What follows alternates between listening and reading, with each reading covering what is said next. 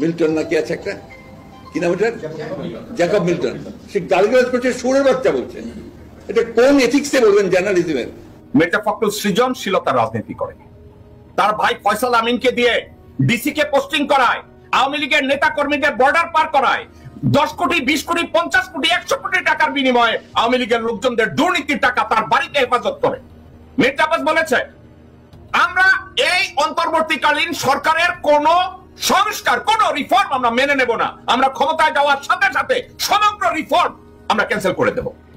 BNP 2 বার বা 3 বার সরকার গঠনের পরেও কোন প্রকার রিফর্ম করতে পারে নাই। কিভাবে রিফর্ম করবে যেখানে মির্জা ফখরুল, মির্জা আব্বাস, আমির খসরু মাহমুদ, ইকবাল টুকু, সামা ওবায়েদ, রুমিন ফারহানা, আমানুল্লাহ আমান, এসব সালাউদ্দিন, এদের মতো রক্তচোষা মির্জাফর যখন তাদের মধ্যে থাকে, আমার মুখ থেকে শোনার দরকার নাই, যার মুখ থেকে শোনা ওইটাই শোনা। অনেক বড় বড় নেতা বানিয়েছিলাম, অনেক বড় বড় পদ দিয়েছিলাম, মন্ত্রী বানিয়েছিলাম, যারা কিছুই ছিল না, যাদের এই বিএনপি দিয়ে, শহীদ রহমান দিয়ে, আমার দিয়েই অনেক বড় হয়েছে, অনেক কিছু মালিক হয়েছেন, তিনারা সব বেইমানি দালালি। শুনেছেন বেগম জিয়ার এই বলা যে বেইমানি দালালি যাদের কিছুই ছিল না, এখন তারা ঢাকা ব্যাংকের চেয়ারম্যান হয়েছে, মির্জা ফখরুল হয়েছে, মির্জা ফয়সাল আমিন হয়েছে, আমির খসরু মাহমুদ হয়েছে, সানা ওবায়েদ হয়েছে, ভারতীয় নতুন গাবুর সালাউদ্দিন হয়েছে।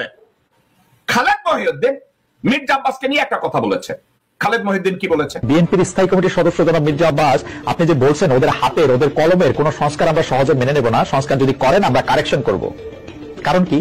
সংস্কার মানবেন না কেন? আপনারা যদি সংস্কার না মানবেন, আপনার একটা কথা মনে করাই দিই, আপনাদের আন্দোলনের মধ্যে কিন্তু শেখ হাসিনা রেজিমের পতন হয় নাই। আপনাদের স্টেক কতটা আছে সেটা ভাইবা কথা বলে। খালেদ মহিউদ্দিন যখন বলে যে এই মির্জা আব্বাস, আপনাদের হাসিনার পতনে, স্বৈর শাসকের পতনে আপনাদের তো কোনো ভূমিকা নাই, আপনারা তো তাদের সহকর্মী ছিলেন, আপনারা তো হাসিনাকে অ্যাসিস্ট করেছেন 17 বছর ক্ষমতায় থাকার জন্য, তাইলে ডক্টর মোহাম্মদ ইউনূসের নেতৃত্বাধীন অন্তর্বর্তীকালীন সরকারের সংস্কারকে আপনি কেন মেনে নেবেন না? এখন প্রত্যেকদিন সংস্কার সংস্কার, ওই শেখ হাসিনা যেটাকে উন্নয়ন বলতো, এরা সংস্কার সংস্কার বলতেছে। তোমরা কি সংস্কার করবা? সংস্কার করতে হবে জনগণের মতামত নিয়ে। দেখবেন যে এই গোষ্ঠী কখনো বাংলাদেশকে স্থিতিশীল থাকতে দেবে না, কখনো আমার বিরুদ্ধে, কখনো ওর বিরুদ্ধে, কখনো তার বিরুদ্ধে লেগেই থাকবে। ফাঁক দিতে হবে জানেন, ওরা ওই যে ইউটিউবের মধ্যে কি যে পয়সা কামানোর একটা রাস্তা আছে ওদের, সে পয়সা কামাইতেছে। আরে ভাই, পয়সা যদি লাগে আমাদেরকে বল, আমরা চাঁদা দিলে দিব না, অসুবিধা নাই তো। আমাদেরকে বল, আমরা চাঁদা দিলে দিব না, অসুবিধা নাই তো। যে সারা জীবন চাঁদাবাজি করছে, মির্জা আব্বাস চাঁদা ভুলতে পারে না, কইতেছে যে খালেদ মহিউদ্দিন পিনাকি তোকে টাকা লাগলে আমি চাঁদা তুইলা দিব। ওর ব্যবসায়ী হইছে চাঁদা, ও চাঁদা ভুলতে পারে না। ও কবরে যাওয়ার আগে যদি কোন আজরাইল ফেরেশতা আসে, কইবো আজরাইল তোমার চাঁদা লাগবে, আমি চাঁদা দেই। সারা জীবন খাইছে চাঁদা, ও চাঁদার বাইরে বুঝে কিছু কি বলে চাঁদা তুইলা দিব না। কেউ যদি ইউটিউব থেকে পয়সা বানায়, এটা যেমন অন্যায় না, আর কেউ যদি ইউটিউবের পয়সা নিয়ে এমপ্লয়ি চালায়, লোকজনদের দেয়, সেটাও অন্যায় না। তারা তো দেশের টাকা চুরি করে না রে ভাই, তারা ইউটিউব দিয়ে পয়সা বানায়। What is your problem Abbas? তারা কি তোমার মতো চুরি করবে, তোমার মতো চাঁদাবাজি করবে? বলদের বাচ্চা বলো, কেউ যদি ইউটিউব দিয়ে পয়সা বানায়, তোরে চুলকায় কেন? তোরে ইউটিউব থেকে পয়সা বানাইতে নিষেধ করছে কে? তারা ইউটিউব থেকে বানায়, ফেসবুক থেকে বানায়, কিন্তু তারা তোর মতো চোর না, তারা তোর মতো চাঁদাবাজ না, তারা তোর মতো খুনি না, তারা তোর মতো বিরসা না। এরা সাজানো বাগান ভেঙে দেবে, কখনোই বাংলাদেশকে স্থিতিশীল হতে দেবে না। আপনারা অপেক্ষা করেন, কদিন পর তা ইউনূস সাহেবকে ধরবে। সাজানো বাগান বলতে মির্জা আব্বাস কি মিন করছে আপনারা কি জানেন? ভারতের একটা বাগান তৈরি করেছে বাংলাদেশে মির্জা আব্বাসের মতো খানকির বাচ্চাদেরকে নিয়ে, এর মতো খানকি এবং বেশ্যাদেরকে নিয়ে একটা সাজানো বাগান তৈরি করছে বাংলাদেশে। আমরা ওই বাগানকে জয় বাংলা করে দেব, আমি পিরাকি ভাষায় বলবো, ওই সাজানো বাগান খানকির পোলা জয় বাংলা করে দেব।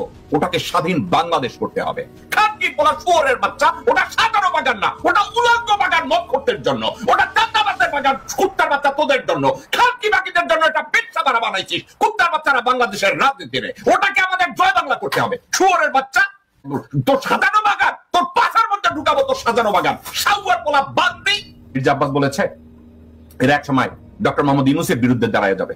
আব্বাস, একটা কথা তুই শুনে রাখ, শুধু ডক্টর মোহাম্মদ ইউনূস না, বাংলাদেশের যে কেউ বাংলাদেশের বিরুদ্ধে দাঁড়াবে, বাংলাদেশের অস্তিত্বের বিরুদ্ধে দাঁড়াবে, বাংলাদেশের 20 কোটি মানুষের বিরুদ্ধে দাঁড়াবে, তারই 14 গোষ্ঠীকে আমি উদ্ধার করব। শুয়ারের বাচ্চা না শুধু, তাদেরকে আর কি কি বলতে হবে আমি ডিকশনারি খুঁজে বের করব। জনাব তারেক রহমান, আপনার দলকে যে কোনো মূল্যে আপনাকে রক্ষা করতে হবে। আপনার দলকে you have to find new breed যারা আপনার দলকে কনস্ট্রাকটিভ ওয়েতে রান করবে। আপনার চারপাশে যেসব বটতলার উকিল আছে এসব শুয়ারের বাচ্চাদের লাথি মেরে বের করেন। কারা রইল বোকাপাট, কারা রইল বোকাপাট, ভেঙে ফেল কর রেলপাট, রক্ত জামার শিকল পুজোর ভাষণ বেদি। ওরে ও তরুণ নিশান, ওরে ও তরুণ নিশান, বাজে তোর গলায় বিশাল ধ্বংস নিশান, প্রাচীর প্রাচীর ভেদি। কারা